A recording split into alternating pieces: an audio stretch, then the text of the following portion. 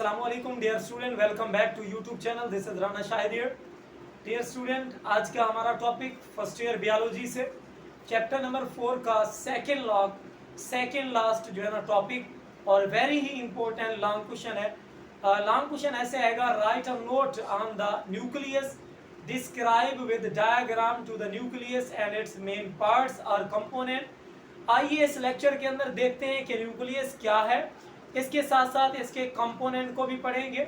मैंने last lecture के अंदर इस टॉपिक के दो पार्ट बनाए. पार्ट 1 मैं आपको पढ़ा चुका हूं. डियर स्टूडेंट, पार्ट 2 अभी हम स्टार्ट करने जा रहे हैं. सो सबसे पहले है व्हाट इज अ न्यूक्लियस. इस न्यूक्लियस का अगर हम जो है ना लिटरल मीनिंग लें तो इसका मतलब ये है कि ये जो है ना प्राइम इंपोर्टेंस का हामिल कोई पार्ट है. आपको पता है एक सेल के 3 मेजर पार्ट हैं. First one major central nucleus और साइटोप्लाज्म और सेल मेम्ब्रेन है. Nucleus it is the central part of the cell which control all the cellular activities. सबसे पहले इस सेल को डिस्कवर किया था 1831 के अंदर. रॉबर्ट ब्राउन ने न्यूक्लियस को एक सेल में दरियाफ्त किया था. सो डियर स्टूडेंट, याद रखना कि presence of a nucleus is must for the detection of a cell. एक सेल को जो मुमताज करने वाली चीज है वो न्यूक्लियस है. जो एनिमल का सेल है उसके बिल्कुल सेंटर में एक न्यूक्लियस मौजूद होता है, जबकि जो प्लांट का सेल है उसके पेरिफेरल पार्ट में न्यूक्लियस साइड पर मौजूद होता है. लास्ट लेक्चर के अंदर तफसीली तौर पर मैं बता चुका हूं कि न्यूक्लियस क्या है. उसके बाद हम देखते हैं ए न्यूक्लिएट.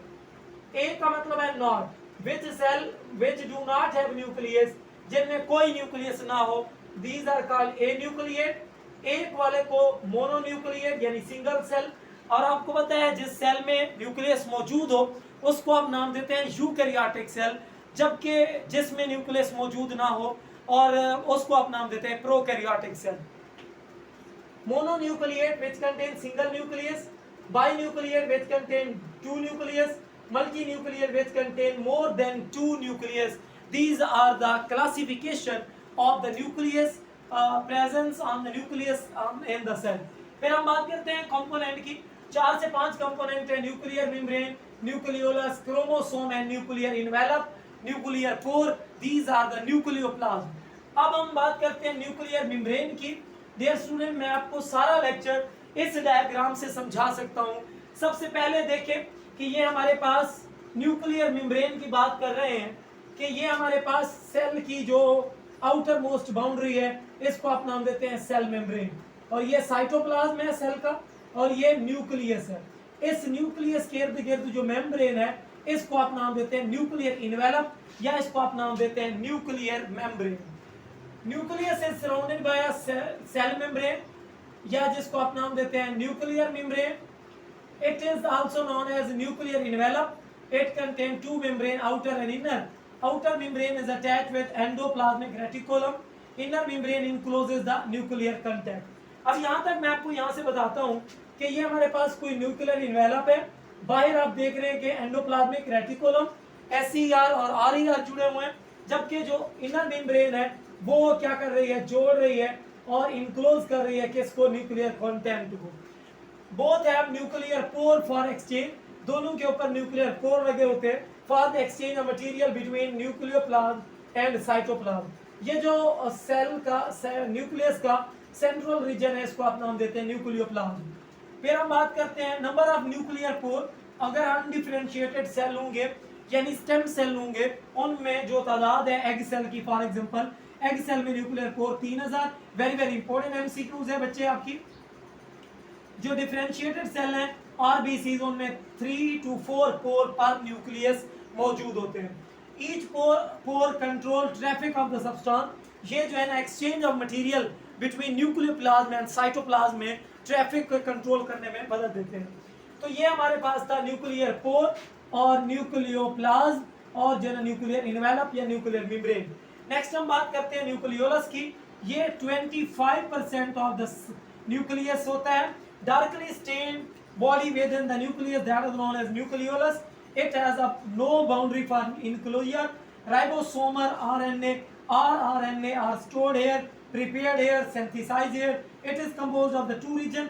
इस न्यूक्लियोलस के दो रीजन होते हैं. First one is known as peripheral granular region, second one is central fibrillar region. और ये पेरिफेरल ग्रेन्युलर रीजन रेबोसोमल सब यूनिट प्रिपेयर करते हैं. आपको पता है रेबोसोम जो हमारे पास यूकैरियोटिक में पाए जाते हैं 80 वाले, 60 और 30 इनका जो सब यूनिट्स हैं ये बनते हैं पेरिफेरल ग्रेन्युलर पार्ट से. यानी ये हमारे पास 25% ऑफ द न्यूक्लियस है. इसको आप नाम देते हैं nucleolus. Darkly stained body around the cell, around the nucleus, that is known as nucleolus. फिर उसके बाद हम बात करते हैं कि न्यूक्लियोलस को आप यूं भी कह सकते हैं कि ये फैक्ट्री है किसको तैयार करने वाली, ये फैक्ट्री है रेबोसोम को तैयार करने की. और आपको पता है रेबोसोम किसकी फैक्ट्री है, प्रोटीन को तैयार करने की. तो ये आपने याद रखने हैं. जैसे आप कहते हैं माइटोकॉन्ड्रिया, ये सेलुलर ऑर्गेनेल है, power house of the cell है. ये किसको, एनर्जी को, power house of the cell कहलाती है. इसी तरह से अब हम बात करते हैं कि ये सेल के अंदर डिफरेंट ऑर्गेनेल है. ये सेल के लेबरर है, गोल्जी बॉडी, रेबोसोम, सेंट्रियोल, वैक्यूल और माइटोकॉन्ड्रिया, न्यूक्लियस, साइटोप्लाज्म. और ये जो सेंट्रल रीजन है साइटोप्लाज्म कहलाता है. जबकि जो सेल के न्यूक्लियस के अंदर जो रीजन है इसको न्यूक्लियोप्लाज्म कहते हैं. और याद रखना जब ये सेल नॉन डिवाइडिंग स्टेज पर होगा तो ये क्रोमेटिन मटेरियल नजर आएंगे. जब ये डिवाइडिंग स्टेज पर होगा तो ये हमारे थ्रेड लाइक स्ट्रक्चर जिनको आप नाम देते हैं क्रोमोसोम. अब हम बात करते हैं क्रोमोसोम की. बेसिक डाइज है सेल की. Chromo mean colour, soma mean body, colour like body present in a cell, that is known as chromosome. Thread like structure dividing stage पे क्रोमेटिन क्रोमोसोम बनाते हैं.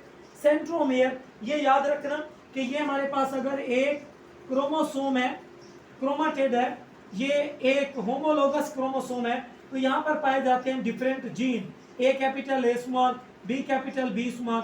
ये है जीन और इसका पार्टनर जो है ना ये अलील कहलाता है. जिस जगह पर ये मौजूद है इसको नाम दे देता है सेंट्रोमियर. और बहुत सारी टाइप है, टीलोसेंट्रिक, एक्रोसेंट्रिक, बहुत सारी टाइप्स हैं. और यहाँ पर भी डिफरेंट जीन लगे होते हैं. और यहाँ पर एक प्रोटीन है जिसको नाम दिया जाता है काइनेटोकोर प्रोटीन. क्रोमोसोम मौजूद है. याद रखना कि centromere is a place where spindle fibre attach. Chromosome is made up of DNA and histone protein. ये भी याद रखना what is the composition of the chromosome. तो आपने याद रखना है chromosome are made up of DNA and protein. वो हिस्टोन प्रोटीन के अंदर अराउंड होते हैं, इन्वेलप्ड होते हैं. All the information are present in this gene which are situated, which are located at the chromosome. और जिस जगह पर कोई जीन मौजूद होता है इसको लोकस या लोकाई बोला जाता है, लोसाई बोला जाता है. और number of chromosome remain constant generation over generation.